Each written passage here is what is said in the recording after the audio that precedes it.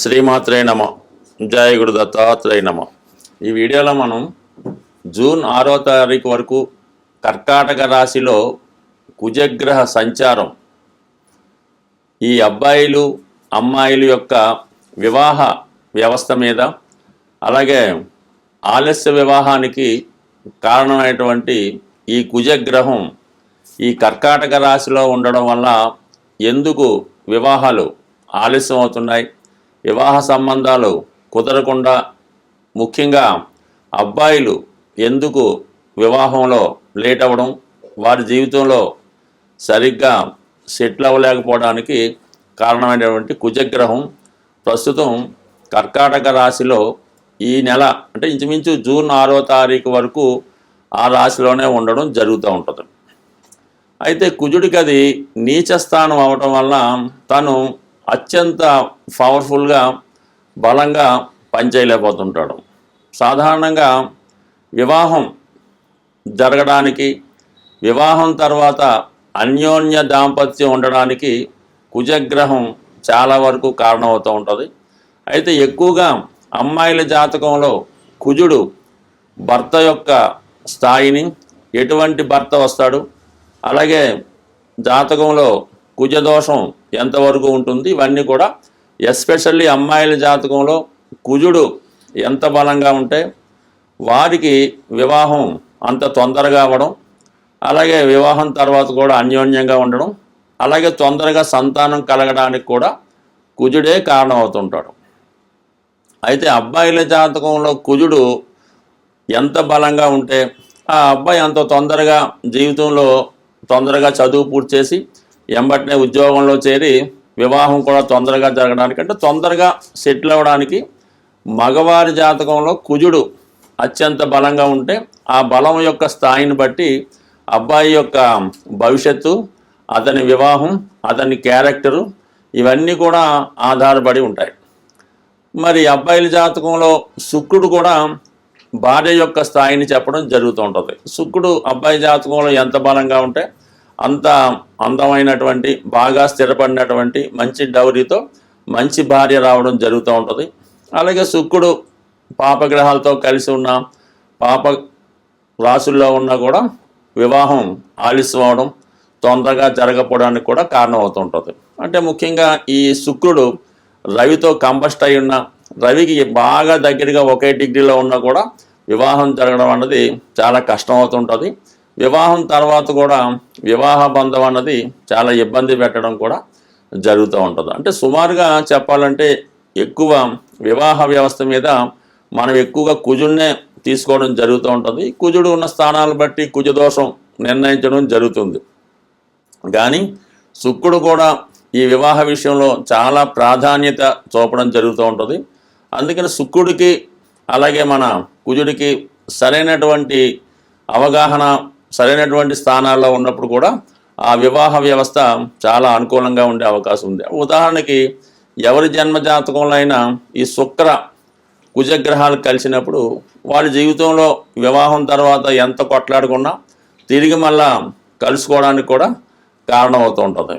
అందువల్ల ఏంటంటే ముఖ్యంగా జాతక పరిశీలనలో అమ్మాయిల యొక్క జాతకం చూసినప్పుడు ఆ కుజుడు యొక్క స్థితిని బట్టి, కుజుడు ఉన్నటువంటి స్థానాలు, కుజుడు ఏ గ్రహాలతో కలిసి ఉన్నాడు, పాపగ్రహాల వీక్షణ ఉందా, వీటన్నిటి బట్టి ఎప్పుడు వివాహం అవుతుంది, వివాహం తర్వాత ఏ విధంగా ఉంటుంది, ఏ వైపు నుంచి భర్త వచ్చే అవకాశం ఉన్నది 100% ఈ కుజుడు బట్టి అమ్మాయిల జాతకంలో చెప్పడం జరుగుతూ ఉంటుంది.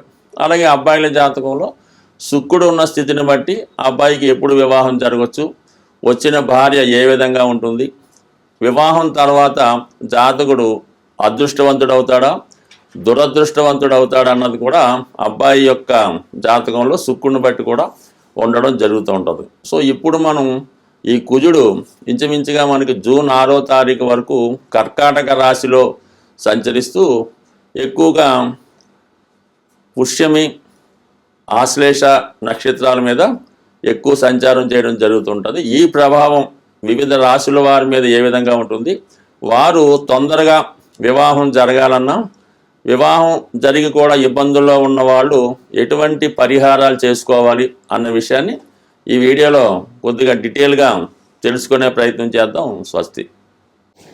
శ్రీమాత్రే నమ. జై గురు దత్తాత్రేయ నమ.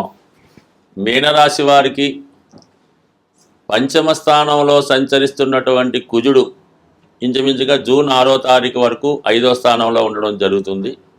అయితే ఎవరైతే మీనరాశి వారు అమ్మాయిలు అబ్బాయిలు వివాహం కొరకు ఎదురు చూస్తున్నారో, పెళ్లి సంబంధాలు చూస్తుండగా వారికి ఈ సంబంధాలు చాలా డిలేగా ఇబ్బంది పెట్టడం జరుగుతోంది ఈ మధ్యకాలంలో. అయితే కుజుడు మంగళకారకుడు కాబట్టి అబ్బాయిలకి వివాహ విషయంలో శుక్రుడు, అమ్మాయిలకి వివాహ విషయంలో కుజుడు అని మనం వీడియో ప్రారంభంలో చెప్పాం. ఇప్పుడు మరి ఈ మీనరాశి వారికి రాశి అందే శుక్రగ్రహ సంచారం కొంతవరకు వివాహ సంబంధాలు వస్తుంటాయి. అలాగే ఒకరికొకరు పరిచయం అవుతుంటారు. వివాహం చేసుకుందామనే నిర్ణయానికి కూడా రావడం జరుగుతూ ఉంటుంది. అయితే మిగతా పాపగ్రహాలైనటువంటి రాహువు, శని రాశి అందే సంచరించడం వల్ల వివాహ విషయంలో తొందరగా ఒక నిర్ణయానికి రాలేకపోతుంటారు ఈ రాశిలో ఉన్నటువంటి అమ్మాయి కానీ అబ్బాయి కానీ. అంటే ఏదో ఒక బాధ్యత, ఏదో ఒక బంధం వారికి అడ్డు తగులుతూ మనసులో ఉన్నటువంటి మాట వాళ్ళ పేరెంట్స్కి, పెద్దవాళ్ళకి చెప్పలేక, అటు ప్రేమించిన వారితో వద్దని చెప్పలేక చాలా ఇబ్బంది పడుతుంది ప్రస్తుత స్థితి. అయితే సప్తమంలో ఉన్నటువంటి కేతువు కూడా చాలా వరకు ఈ వివాహానికి ఆటంకం కలిగిస్తూ ఉంటాడు. అంటే కేతువు వైరాగ్య గ్రహం, ఒక యోగి బ్రహ్మచారి లాంటి గ్రహం అవటం వల్ల వివాహం అయినా కూడా ఈ సమయంలో భార్యాభర్తలు దాంపత్య జీవితానికి దూరంగా ఉండడం జరుగుతూ ఉంటుంది. అందువలన ఏంటంటే ఇంచుమించుగా మనకి మే 18వ తారీఖు వరకు కూడా ఈ కేతువు 6వ స్థానంలోకి వెళ్ళేంత వరకు కూడా వివాహం అన్నది కన్ఫ్యూజ్గానే ఉంటుంది. ఏ సంబంధం వచ్చినా ఏదో కారణం వల్ల వంక పెట్టి అది వెళ్ళిపోవడం జరుగుతుంటుంది. మనకి నచ్చినా అలాగే జరుగుతుంది, వాళ్ళకి నచ్చినా మనం కూడా సరైనటువంటి అంగీకారం తెలకపోవడం వల్ల ఇబ్బంది కలుగుతూ ఉంటుంది. సో ఇది మెయిన్ ఇబ్బంది. అయితే మరి కుజుడు ప్రస్తుతం ఈ రాశి వారికి 5వ స్థానంలో సంచరిస్తూ ఉన్నాడు. అయితే ఇది 5వ స్థానం ఎప్పుడు కూడా డిసప్పాయింట్మెంట్ చెప్తుంది అన్నమాట. మీరు ఎవరినన్నా ఇష్టపడి ఉంటే అది ఏదో కారణం వల్ల అది జరగదు, ఏదో కారణం వల్ల వాయిదా పడుతుంటుంది. అంటే ఏదన్నా వివాహానికి సప్తమం అయితే అది లవ్ మ్యారేజ్కి ఎక్కువ బలం ఉంటుంది. 9వ స్థానం అన్నది పెద్దల అంగీకారంతో సాంప్రదాయ వివాహానికి అనుకూలత ఏర్పడుతూ ఉంటుంది. 11వ స్థానం బాగుంటే వివాహం తర్వాత స్నేహం, ఫ్రెండ్షిప్ వివాహంగా మారడం, పెళ్లి తర్వాత అనుకూలత ఏర్పడదు. ఈ సప్తమ స్థానంలో శుభంగా ఉంటేనే వివాహం అన్నది జరుగుతుంది. అలాగే ఇప్పుడున్నటువంటి గ్రహాలన్నీ కూడా ఈ మీనరాశి వారికి వివాహానికి అంతగా సహకరించడం లేకపోవడం వల్ల వీళ్ళ ప్రయత్నాలన్నీ కూడా చాలా వృధాగా మారడం జరుగుతూ ఉంటుంది.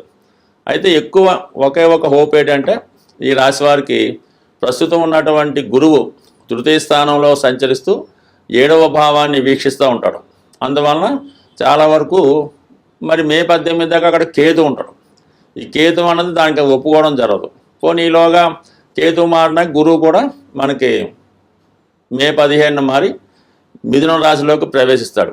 మిథున రాశిలో ప్రవేశించినటువంటి గురువు మరి అప్పుడు ఈ మిథున రాశిని, కన్యా రాశిని, ధనుస్సు, మీనరాశిని తన యొక్క దృష్టితో వీక్షించడం జరుగుతూ ఉంటుంది.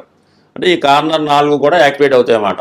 అప్పుడు ఏదన్నా కొంత బలం చేకూరి జాతకుడికి ఈ మే 15 తర్వాత వివాహ సంబంధం నిర్ణయ అవకాశం ఉంది. అప్పుడు రాహు కూడా వెనక్కి వచ్చేస్తాడు, రాశి కూడా ఫ్రీ అవుతుంది, సప్తమం ఫ్రీ అవుతుంది. అందువల్ల మీనరాశి వారు వివాహ ప్రయత్నాలు అన్నవి మనకి మే 15 తర్వాత చేసుకుంటే చాలా శుభంగాను, చాలా ఆదర్శవంతంగాను, చాలా సంతోషంగాను, అందరి అంగీకారంతో జరిగే అవకాశం ఉంటుంది. స్వస్తి.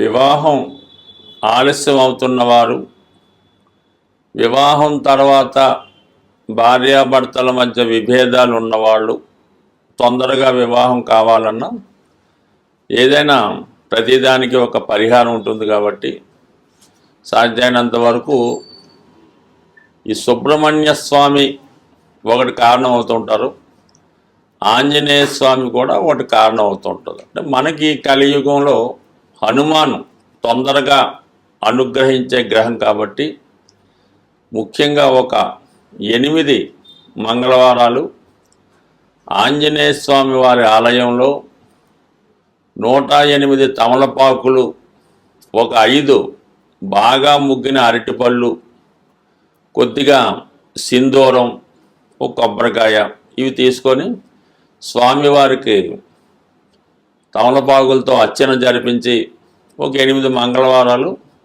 కంప్లీట్గా అర్చన చేయవలసి ఉంటుంది. మధ్యలో ఏదన్నా ఆటంకం వస్తే దాన్ని కంటిన్యూ చేసుకోవచ్చు. అయితే ముఖ్యంగా స్త్రీలు వేకువజామునే లేచి ఈ స్నానం చేసేటప్పుడు ఆ నీళ్ళలో కొద్దిగా పసుపు కలిపి మంగళ స్నానం చేసిందాకా తలక స్నానం అది చేయవలసి ఉంటుంది. సాంప్రదాయ దుస్తులు ధరించవలసి ఉంటుంది. కంపల్సరిగా గాజులు అంటే మట్టి గాజులు, దాన్ని గాజులు అంటారు. 2 చేతులకు కూడా కనీసం ఒక చేతికి 8, ఒక చేతికి 8. అది ఎరుపు రంగు అయితే వెరీ బెటర్, ఆకుపచ్చ రంగు అయినా పర్వాలేదు. ఈ విధంగా వాళ్ళు సాంప్రదాయ దుస్తులతో సాంప్రదాయంగా ఈ పసుపు కలిపినటువంటి నీటితో స్నానం చేసి వాళ్ళు ఈ 8 మంగళవారాలు కంప్లీట్ చేయవలసి ఉంటుంది. మగపిల్లలు కూడా ఇంచుమించుగా సాంప్రదాయ దుస్తులతోనే చేయాలి. ఆ మంగళవారం కంపల్సరీగా నియమంగా ఉండాలి. ఆ ఒక్కరోజు మామూలుగా భూమి మీద సాపేసుకొని తలగడేసుకొని దుప్పటితో కప్పుకోవచ్చు. బట్ మంచం మీద కాకుండా విడిగా సెపరేట్గా పడుకొని ఈ 8 వారాలు పూర్తి చేయడం వల్ల కంపల్సరిగా 8వ వారం అవ్వకుండానే వివాహం జరిగే అవకాశం ఉంటుంది. ఇంకా ఈ సమయంలో ఏంటంటే ఏదైనా కొంతమంది వివాహం అయినటువంటి ముత్తైదువులంటి స్త్రీలకి ఏదైనా పలహారం ఇవ్వడం, వాళ్ళకి కందిపప్పుతో ఉన్నటువంటి కలిపినటువంటి భోజనం అంటే అన్నీ ఉంటాయి, దాంతోపాటు కందిపప్పు కూడా కంపల్సరీగా ఉండడం, ఈ విధంగా చేయవలసి ఉంటుంది. కంపల్సరీగా 8 మంగళవారాలు ఆంజనేయ స్వామి తమలపాకులు పూజ చేస్తే 100% ఈ వివాహానికి ఎక్కడున్నా స్వామి ఆ వివాహ సంబంధం కలిపే అవకాశం ఉంటుంది. సరే, ఇది కొంతవరకు ఉంది. కొంతమంది ఈ మంగళవారం రోజు చీమలకి పంచదార బియ్యం పిండి ఆహారంగా వేయటం వల్ల, లేదంటే చెరువులో ఈ నదుల్లో ఉన్నటువంటి చేపలకి ఆహారంగా ఏదైనా బిస్కెట్లో పేలాలో అవి వేయడం వల్ల అనేక రకాలు పరిహారాలు ఉంటాయి. ఇవి తొందరగా శీఘ్రంగా పరిహారం జరుగుతూ ఉంటుంది. కాబట్టి ఈ హనుమాన్ చాలీసా పారాయణ చేయడం వల్ల కూడా వివాహం అవుతుంది. సుందరకాండ